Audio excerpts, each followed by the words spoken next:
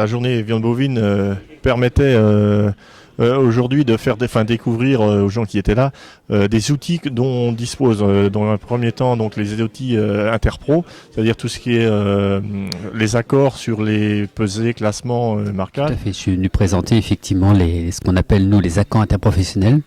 Ce sont les accords que passent l'ensemble des familles professionnelles par rapport à des questions spécifiques qui intéressent l'ensemble des secteurs de la filière en tant que telle. Le premier concernait effectivement l'achat et l'enlèvement des gros bovins de plus de 8 mois. Donc voilà, effectivement, alors actuellement nous sommes encore sous le coup d'un accord interprofessionnel, celui du 5 avril 2007, qui pour l'instant reste en vigueur. Mais on a un nouvel accord qui a été conclu et signé par l'ensemble des familles professionnelles qui devrait s'appliquer depuis le 5 juillet 2012. Mais pour l'instant, nous attendons effectivement l'accord des pouvoirs publics pour pouvoir l'étendre et pour qu'il puisse se mettre en application. Cet accord a l'objectif effectivement de renseigner l'ensemble des familles professionnelles sur les circonstances d'une vente. Donc là, l'objectif, c'est pour éviter effectivement qu'on ait des litiges entre toutes les familles professionnelles et qu'on puisse dans une certaine sérénité entre tous, essayer de trouver des solutions amiables. Donc pour que les transactions commerciales puissent se réaliser sous les meilleurs auspices. Le deuxième accord effectivement sur lequel on a abordé, c'est celui qui concerne toutes les relations liées avec la pesée, le classement, le marquage et la présentation des carcasses, avec naturellement les machines à classer, les outils en tant que tels, et puis là comme on est auprès des éleveurs, le type de réclamation qu'ils peuvent réaliser lorsque effectivement leur classement, leur poids ne sont pas conformes à leurs estimations.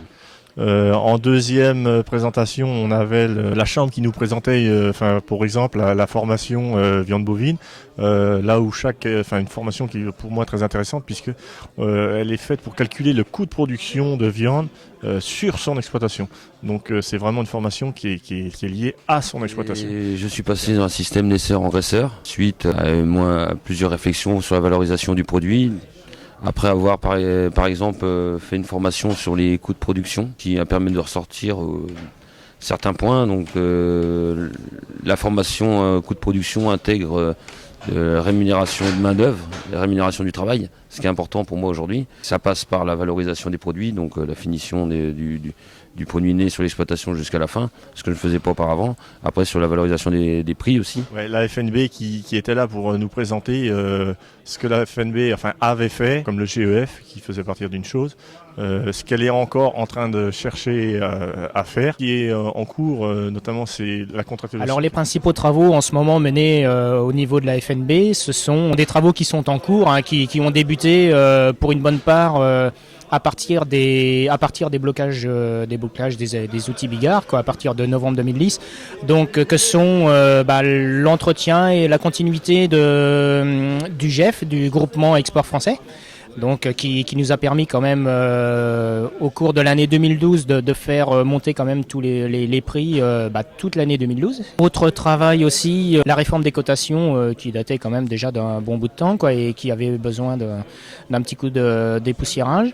Et puis perfectionnement aussi de ces cotations. Depuis quelques mois là, en plus des cotations, on a un commentaire sur sur les perspectives à venir à court terme, sur une semaine ou 2 semaines. Elra qui était là aussi pour proposer l'organisation de la production, ce qui est un peu en lien avec la FNB, c'est-à-dire l'organisation de la production, c'est comment s'organiser pour demain mieux peser face aux industries. Le contrat JB avec prix minimum garanti, c'est un contrat qui permet de sécuriser le prix et donc le revenu à l'éleveur, mais qui permet également de sécuriser l'approvisionnement de l'abatteur. Le principe de sécurisation, c'est un prix minimum garanti calculé en fonction de coûts de production. Alors sans que le prix minimum couvre 100% du coût de production, mais en tout cas il en couvre une grosse partie. C'est une réelle avancée par rapport à ce qu'on a connu précédemment, surtout que la période dans laquelle ces coûts de production étaient calculés, le prix d'achat des JBR était autour de 3,20 €. Ce que l'on souhaite maintenant évidemment, c'est que cet accord puisse s'étendre à d'autres abatteurs et que l'accord interprofessionnel au niveau de la contractualisation tel qu'il était initié par l'interprofession puisse s'enclencher rapidement derrière.